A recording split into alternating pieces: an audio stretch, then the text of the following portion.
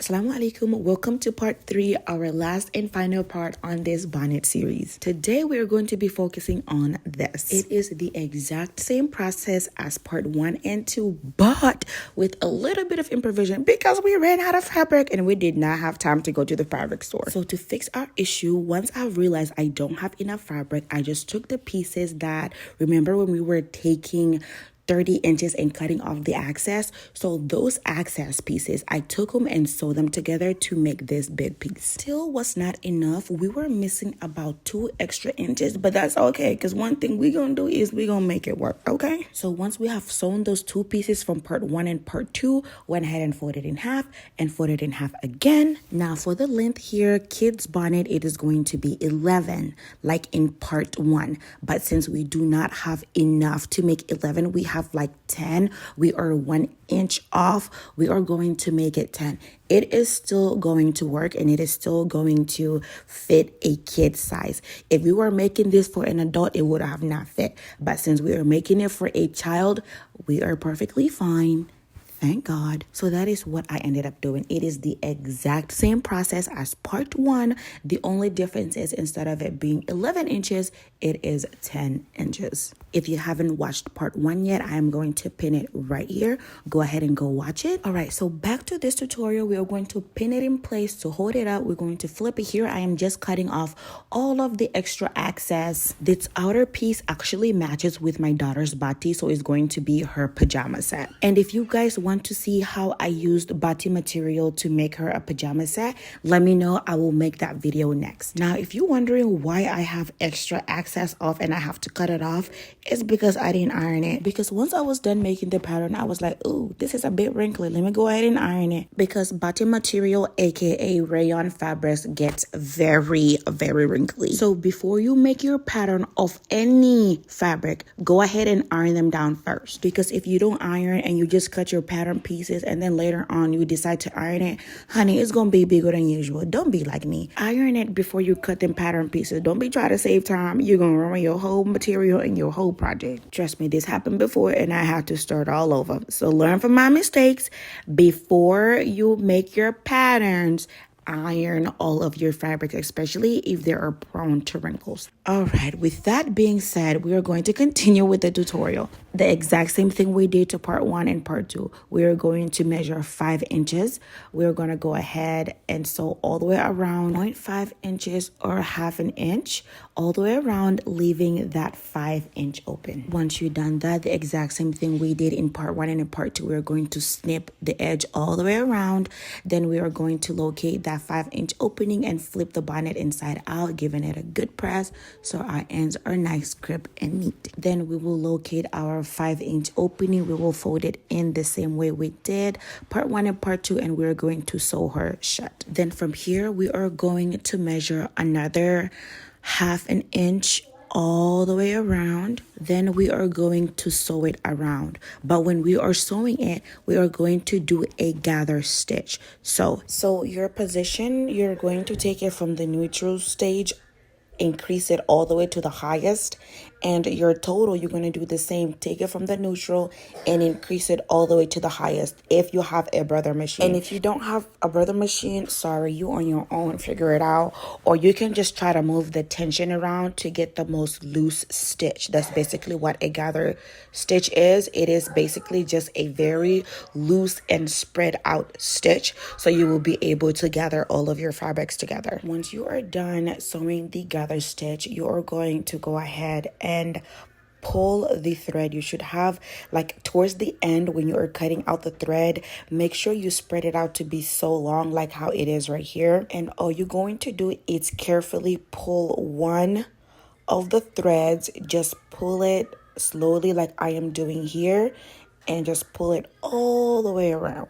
It might take you a hot minute, and once you're done, it's going to gather like this. So you're going to measure the circumference of your child's head. If it is too big, go ahead, continue on together until it fits the right one. And once you are done, you have gotten your desired size length, go ahead and tie the thread so it does not escape while you fix up everything else. Now, before you move on to the next step, just go ahead and fix it up. Make sure the ruffles are evened out throughout the whole bonnet. Now, keep in mind, the only part that should not have gather should be the 5-inch area that we have left and we did not sew. That should be the only part that does not have gather and the only part that is straight. Once all of the ruffles are where you want them to be, you should have something that looks like this. Next, we are going to make the band. For the band, you have several types of fabrics that you can use. I will list them all here, including the one that I'm using. You will cut a piece that is 30 inches long on the fold and 6 inches wide. Then you will bring your bonnet, this area here where we did not sew, the 5-inch area that we have, we are going to cut it the same way we did for part 2. So we are folding it in half. It should be about 2.5 inches long and also 2.5 inches wide. Mark it down and cut it. For the wide part, make sure you are not cutting the part that you have stitched where your threads are. Make sure you're not cutting that part, because if you do, you're going to mess up the whole thing. So be very careful not to cut that part.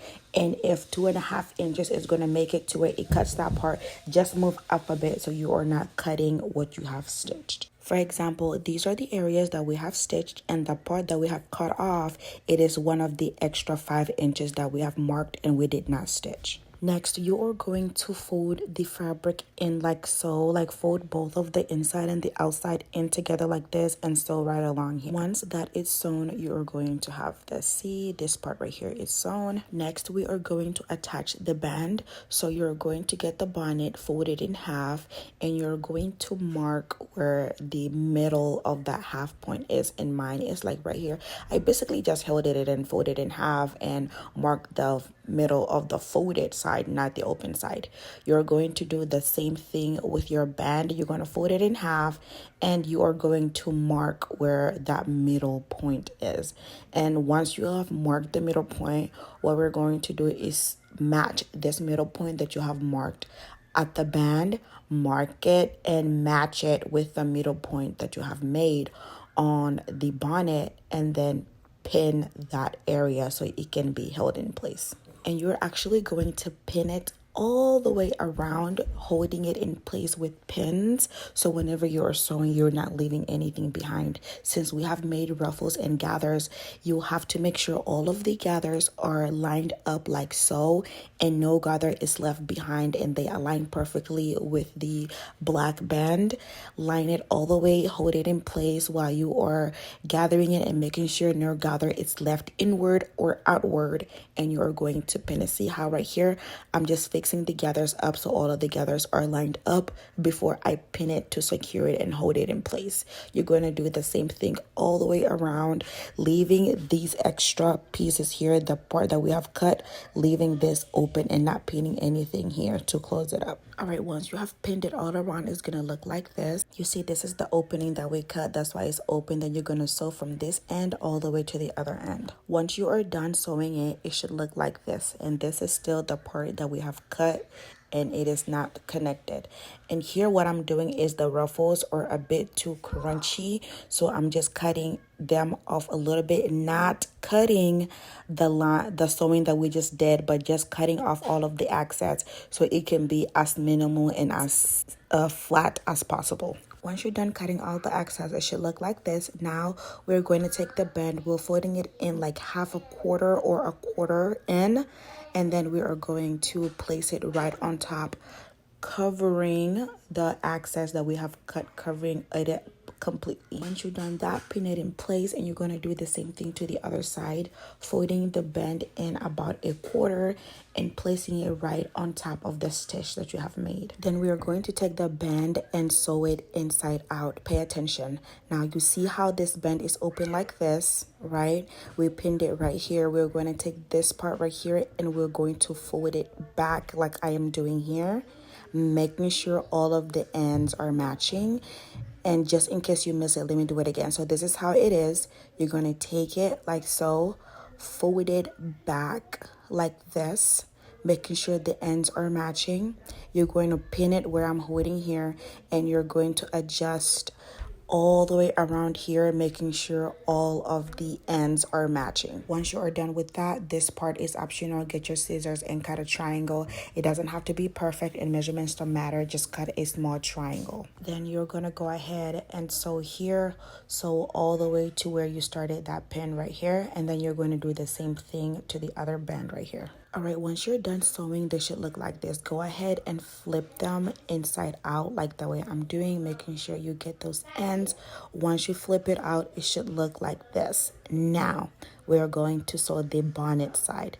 Everything is sewn. Now what you're gonna do is fold it in like about a quarter all the way in, pinning it in place. Then you're going to sew that all the way down. Once you're done with that, you are done. Congratulations, you have made your third bonnet. This one does not have elastic. It just has a band that you can tie from the back. If you have stayed this long, all the way from part 1 to part 3, thank you so much for your support. We have made bonnet with elastic, bonnet with ruffles, and a bonnet with a band and no elastic. If you haven't already, don't forget to like, share, and subscribe. And if you do have any questions, any concerns, any comments, put them down in the comment section. And until next time, Assalamu alaikum.